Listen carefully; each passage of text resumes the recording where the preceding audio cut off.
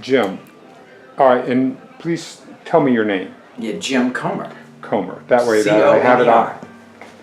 Jim, what got you into the interest in the communication field? Could you talk a little bit about your process of getting into communications? Well, I was an actor in New York and starving, but I was doing it for 7 years, and I did all kinds: children's theater, summer stock, off Broadway, tried for Broadway, and finally, after having a comedy act and being told by Lorne Michaels in his office that I was going to be on the original Saturday Night Live writing staff, before I even knew what that meant. I had a writing partner, and he liked our sketches. We'd been doing sketches that were being done at the Improv, and we had a manager, and he got our stuff to Lorne Michaels in 1975.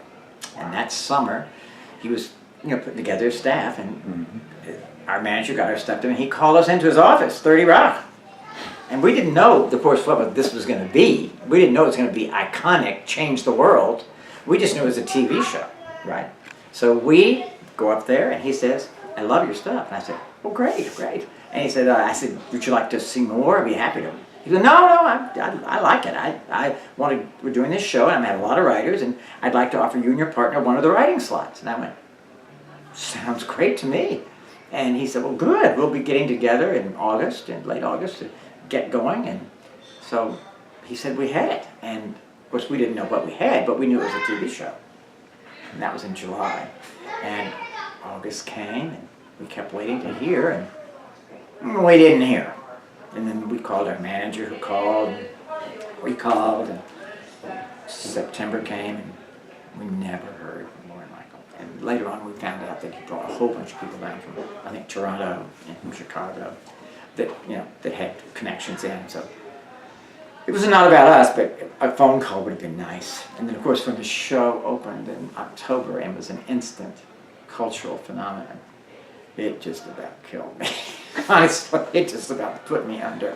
How do you bounce back? Well, I didn't bounce. I would love to say I took it well. I actually took a job, a regular job.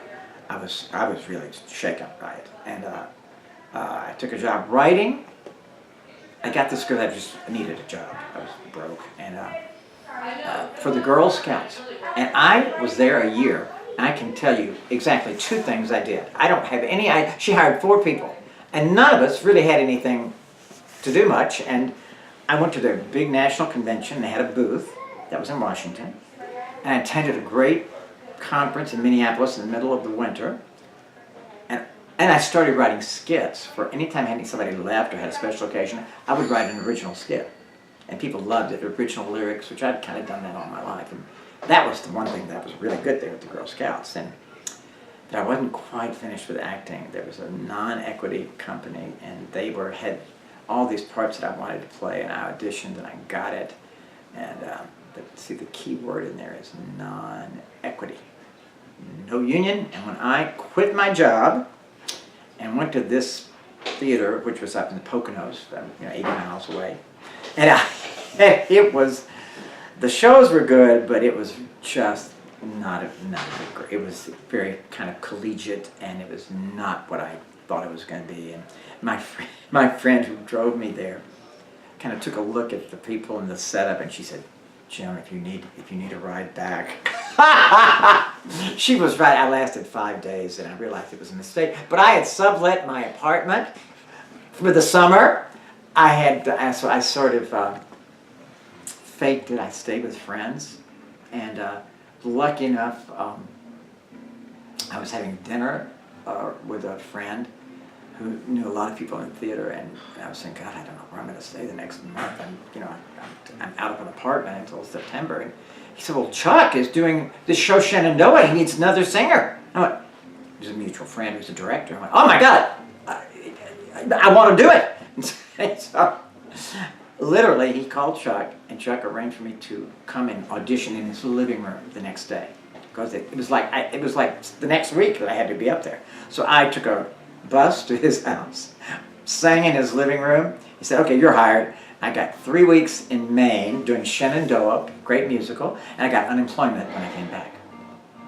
And I was writing a book that summer that ended up getting published, because How to Survive a Roommate. And then I did about another year trying to make it as an actor. And then about summer of '87, I did a show down in South Carolina and had a great time. And my parents came, and it was wonderful. We were stars in Columbia. And then when I got on the plane to come back to New York, to no job, no unemployment, winter coming on, Back into all of a sudden, I mean, on the flight back, I thought, it's over. The acting thing is over. I really want a real job. And I'd done enough writing at that time. I'd written articles that had been in the New York Times and the Washington Post, and I'd written jokes for Joan Rivers. I'd done this book and a lot of other stuff. So I had a little portfolio without even knowing that and so I called everybody in my address book, everybody I knew in New York, and told them I was looking for a real job. And of course, nobody believed me. They don't believe actors when they say that. They think that you're the first one that comes along, you'll quit the job, and you go take the part, because that's what actors do. And I said, no, you don't get it. You do not get it. I mean it this time. I am finished. And I called 300 people. One person that I had worked with when I was studying acting, I worked in a jobs training program at J. Walter Thompson for a year and a half. She was there then, lovely woman, and she was in human resources at Avon Products, world headquarters. And she said, okay, Joe, if I get you an interview, and by some miracle you get the job, she actually said that, by a miracle you get the job, you have to promise me you'll stay 6 months at least, or I'll be embarrassed. I said, you don't get it. I'm looking for a real job. Well, that job led to everything, because Avon, I wrote sales meetings. I went in, oh, you'll love this, I gotta tell you this. About 2 months later, she called me, and she said, I just saw an intra company memo. The sales meeting department is looking for a wacky idea person. This is you. I can get you the interview. The sales meeting department did the script for monthly meetings that went to the 3,000 district managers all over the country for the 500,000 Avon ladies. So I went in for my interview, and I had one suit, only one. A blue velvet Pierre Cardin number. I'm not kidding. That's what I wore to the world headquarters for my business interview. I'd never had a corporate job, and I didn't even know it was inappropriate. But I brought my stuff. And I didn't have a briefcase. I had a manila envelope with all my writing, and so I showed up in my blue velvet suit. And fortunately, the sales meeting department really wanted creative people. They didn't really care about what you wore. Thank God. The other places Avon, it would have been over with. But that one department, they didn't care about that. And I had a great interview, and she said, "Can I keep your stuff and read it?" And I said, "Well, sure." And about a week later, she read my stuff, and she called and offered me the job. And it changed my life. And I loved writing sales meetings, because the Avon district managers were my mother, times 3,000. So I was writing for my mother. And I was the one that liked to go out and go to meetings all over the country. The other New Yorkie types didn't really like these people that much. I liked them, because I knew them. And so I was good at it. And then after about 3 years of doing that, I moved to special projects, and that was the lucky thing, because I got handed a project of writing a speech for the CEO of the company.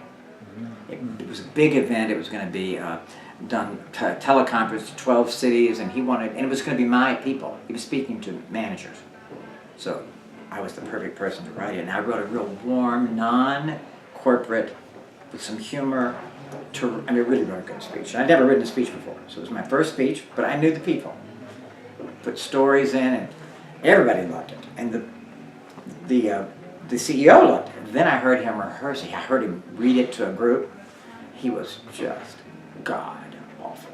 I mean, I'm thinking, oh my God, my speech. I'm material. I said, well, I mean, I'm going, he was just so terrible, and no one had ever told him, and he'd never been coached. So I just, I was a nobody, but I went right up to him and said, Mr. Casey, Jim, I wrote the speech, and I think you could be even better. That was the key word. Even better if we could rehearse a few times. Would you be interested in doing that? I'd be happy to work with you on it. I think you'd be even better. He said, yeah, I'd like to. No one's ever coached me. So he was open to it, and we worked, I think, 3 times. And he got somewhat better. I didn't say got great, but he got better enough that people noticed. And all of a sudden, I was a speech coach. So the acting had paid off. And I started writing speeches. And directing. It all works. See, it all works. All right, I want to put a pin in this here because I've only begun to get some stories from you of what I want, what we're going to. Of course, that doesn't have anything to do with CEO Network, though, does it? Well, let's segue to that for a moment. Yeah, I'll tell you. What is it about this particular group that you like? So because there are many different networking groups and they're all, and so I'd like some differentiation, some interest here. Yeah, it's a really easy, it's a great story because I moved back, after living in New York, and then I moved to LA where I really I had some wonderful clients and really became a speech coach and began doing a little speaking and did a lot of writing of speeches. So I did that, and then I was working for a CEO of a big healthcare company, and I got a call saying that my dad had had a stroke. My mother already had Alzheimer's, and he was caring for them. They were in their mid-80s. I was the only child. I had a brother who died in a car wreck in college, so I'm in LA, 1,000 miles away. They're in Dallas, but we have no family. Their family's all here in Austin. So I flew back, and I had to get Dad into rehab that first week, and I needed to have him down here where I had cousins and aunts and uncles. And then I tried to do the caregiving, I tried to do it from 1,000 miles, but you really couldn't because I didn't know if he'd have another stroke, or mothers didn't know how fast the Alzheimer's were going to go, and I needed to be with them here. So I quit my job at 51 and moved to Texas with nothing in a U-Haul and started over again. And 14 years of caregiving. 14 years, and we went through every step. And my first apartment here was on Jollyville Road in a brand new apartment complex. What was it called? The Marquis at Ladera Vista or something like that. One of those marquees. And the woman who was the manager was a member of the CEO Network, but she never went. And she suggested that I go. So in early '97, I think I moved in there end of November, maybe February or March, I went to the first meeting and didn't know anybody there, and it was my first group here in Austin, my very first, and I met wonderful people who have stayed lifelong, 21 years now, friends. And I was in and out of the group. I was in that group for, I would say, 5 or 6 years, and then I went to one downtown maybe for another 5 or 6. So the 21 years I've been in Austin, at least 10 or 12 I've been in that group, and wonderful people. And they just welcomed me in, and it was great. The church, my church I went to, which I'm still going to, and the CEO Network were my first 2 Austin families. Correct. And family is really the key to that. Yeah, I mean, right out here, I've got my John Kroom, whose home we're in, is my accountant. I got my dentist out of it. My, see, who else do I have out of it? I've got, lots of dear friends, but chiropractor out of it. I'm sure there's more things. I've probably gotten 3 or 4 others. People that I've worked with, people that have been clients, I've coached people. A lot of the people in the workshop, in the group, took my presentation skills workshop, and but they've just been friends, and it's a wonderful group of people. And of course, McCulloch is just from another planet. He's such an outrageous character, and one of the things that happened is, and that Jim would tell you this too. In fact, it's on my website. When I first got there, they were. Every week, somebody would have 15 or 20 minutes, and they would tell about their business. Pretty bad. Kind of like the guy. They would talk about their business instead of themselves. And when I had my chance, I didn't talk about the business. I talked about my life. And everybody liked it because they got to know me, which was really the whole idea. And so everybody started wanting to do that. And I mean, I really did. I must have helped at least 5 or 10 or 15 people prepare their remarks, and it became the thing to do. People began not talking about their businesses, but talking, people got up there and told amazingly personal and real things about themselves, and we really got to know them.